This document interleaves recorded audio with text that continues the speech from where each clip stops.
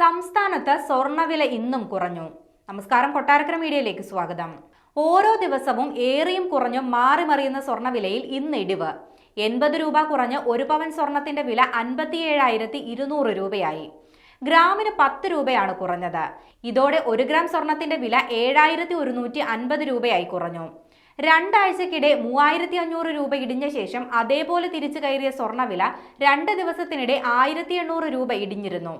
തുടർന്ന് ഏറിയും കുറഞ്ഞും നിന്ന സ്വർണ്ണവിലയാണ് ഇന്നലെ ഒറ്റയടിക്ക് 560 രൂപ വർദ്ധിച്ചത്. സ്വർണ്ണവിലയിലെ കുതിപ്പിൽ റഷ്യ യുക്രൈൻ യുദ്ധവും പ്രധാന ഘടകമാണെന്നാണ് റിപ്പോർട്ട്.